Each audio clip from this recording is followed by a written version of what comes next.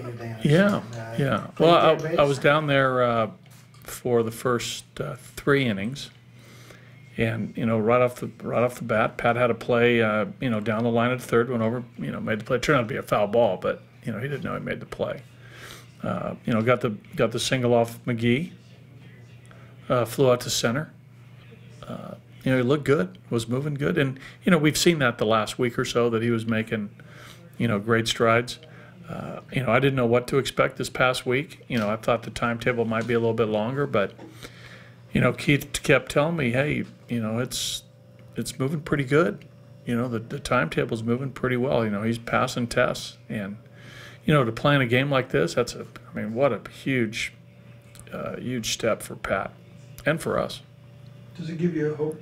That gives you the hope that opening day could be Yeah. possible? Oh yeah. It's definitely possible now. You understand he wants to play quite a few of those, quite a few A games just to get those at bats. Yeah, we just got to get the at-bats. If you've noticed, right, there's guys who've played pretty much every game, Yeah. right? Right. Tapia, Tauchman, Dahl, McMahon, Patterson, Castro. You look at their games played, it's like almost all of them. Yep. So Pat can do that when he gets back, when he gets healthy, or when he's healthy. So Pat can definitely do that. You mentioned Mike Tauchman. You mentioned him numerous times. He told me that he thinks the first 2 camps he was just trying to get acclimated, if that's the way. He went into this camp thinking, I'm going to play my butt off to try to win a job. Right. From that position, how has he looked to you? Has he caught your guys eye? Yeah. And well, in what ways? Again, I think, like I said last year, for me, it was such a learning experience to get to know all these guys. So I saw their skill set in spring, saw them play exhibition games. So there was a baseline of knowing the player and also looking at what they've done statistically in their careers. And then watch the transformation this year in some of the power numbers like we talked about, the slugging percentage, the home run totals. His swing, from what I was told, was a little bit more, for lack of a better term, a little bit more looking like a guy that had some power as opposed to a contact average type hitter. And it showed up in his performance. And, he's carried that over into this spring. And I think he carried over the confidence of getting to the big leagues. That's a huge hurdle. What a goal that is for young players to become a major league player. So I think, so many things happened on the positive side for Mike last year that, now he's just, playing this game and trying to seize the moment, here, right now. But, I suspect that, Mike's going to have a long career. He has a chance to, to play this game a while. So, good for him. When you make an adjustment to your swing kind of as you, I guess, from a more flat level to, a little bit more ability to lift the ball, is it a danger that you can develop a hole up in your swing, or do you just, say, hey, this is my swing? I think that, he made an adjustment to, and he can probably be a little bit more specific on this than I. But he in the off season, last year, prior to last year, he did a lot of work on his swing, to maybe try to get that ball in the air a little bit and his bat path a little bit different. He can probably talk more specifics on how and why and, what he did in the wintertime. But, I think that at the base of his game, it is a guy that, is gonna walk, and he's not gonna strike out very much. That's what he's always done. And I don't see that changing. I really don't, because I think that's who he is at the core. I think he's a fellow that, can get the bat to the ball. I think he's a fellow that works good at bats.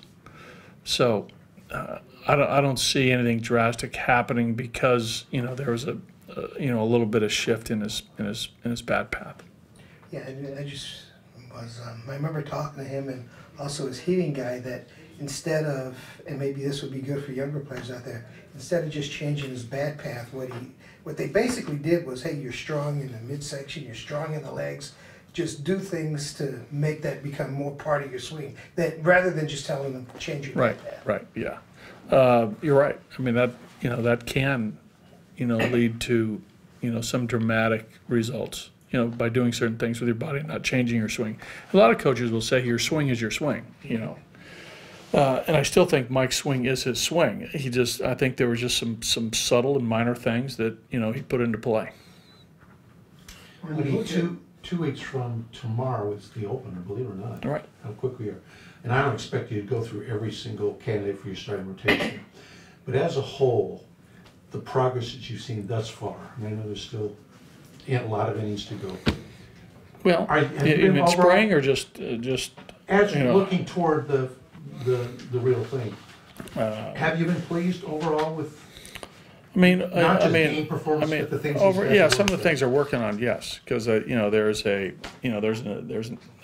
an attention to detail that's going on, but on a daily basis that, for lack of a better term, behind the scenes, in bullpens, in the video room with our coaches, our pitching coaches, great dialogue happening between our starting pitchers and our coaches. And I think that's great. And these guys are, like I've talked about before, these guys are not finished products. Even Chad Bettis and Tyler Anderson and John Gray, who have service time, they are not finished products. And then, Hoffman, Freeland, Sensatella, Marquez, Howard, Musgrave, Almonte, Castellani, all these fellas who are, minor league pitchers coming into last year's camp are still works in progress. But, for the most part, the things that we're instructing, the things that we're talking about to help them improve their game, they're very conscientious. They're working on it. And, I don't know when you're going to see the results. Hopefully you see them over time and consistency. That takes them into a very long career. But I've been pleased with, how they've taken instructions and try to put it into play. With those guys, and I've talked to them quite a bit, winter now, it looks like they bought into the adjustments and the assignments that they had, rather than kind of try it for a bit and say, I'm this pitcher, but let's not try this.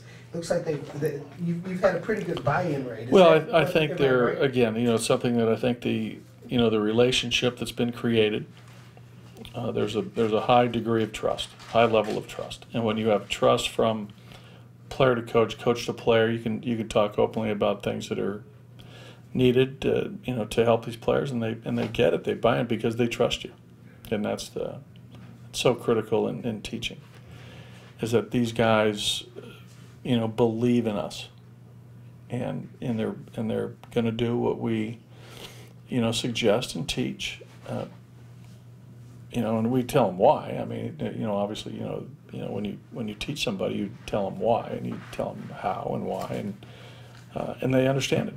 So they're very, very open. They're good listeners. They have aptitude to take it and apply it, and it's fun to watch. It's fun to watch these guys, work on things and see things play out in an exhibition game. So it's good stuff. Bottom line, buddy, do you feel about the young guys, which you were almost in a way, I don't mean this bad, we're almost forced to throw some guys into the fire last year because of circumstances. Do you feel better about this young core coming out of this? Well, I felt good. I felt good last year. Okay, but you feel even better. Well, yeah, I feel good. I do. Because they're a year older, they're a year more mature, and I think anytime you add experience to, a talented player, there should be improvement, but there has to be, there's going to be adjustment here now that they're not going to sneak up on guys, and they still have to, they just can't throw their glove out there. They're going to have to pitch. Do you had a lot of pitching coaches over the years. You were Yes. a pitching coach. The relationship with your two pitching coaches seems a lot different than a lot of time. I mean, the give and take between them, it's almost like they're Yeah. equal. Well, their relationship is so strong, and they're very close. So their dialogue and conversation is seamless, and they have no egos, no agenda. For guys that didn't know each other when Yeah, they got they're. I mean, they're. You know, when you have that, and you have knowledge, and you have work ethic, you know, and they're loyal to each other. I mean, it's gonna be good. You know, good things are gonna come out of that, and the players see it too.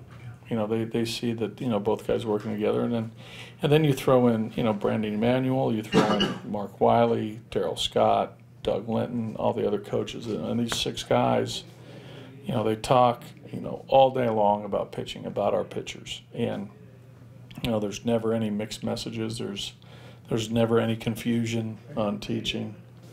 It's all good. I mean, it's really, really fun for me, you know, being from that side to observe those guys, and I, you know, total faith in my ability to empower them to do their thing. It's pretty unusual, though. It's very unusual. Yes, yes. Hey, where is, or how is Hoffman right now? What's the? Played catch today. Played catch and felt good, so that's a good first step. So, yeah, they really wanted Jeff's shoulder to quiet down, so he didn't pick up a ball for what I think at least a week, maybe possibly 10 days. I have to look back, but soreness is gone. Now we just got to build up some strength, and you know they meaning the training staff is gonna do this at a very practical and measured pace. So to ensure that, you know, when he comes back, you know, he doesn't look back and he should be good to go. So is there any thought of getting him into a Cactus League game early? Is that? I would say that's not important. You know, whereas now I'd probably say that's not going to happen. And Estevez? He will get into a Cactus League game. You have When? a day of that? No, I don't. Okay. Sometime in the next 12 days. Sometime in the next 12 days. It's not close to anything. No. He threw a bullpen yesterday, turned it loose. I mean, there's going to have to be a batting practice. He'll face some hitters in a batting practice without the screen. And then he'll maybe 2 of those potentially, and then probably a game. So I would say, maybe in a week, maybe a week to 10 days at the latest. Okay. Thank you, buddy. Appreciate You it. got it, guys.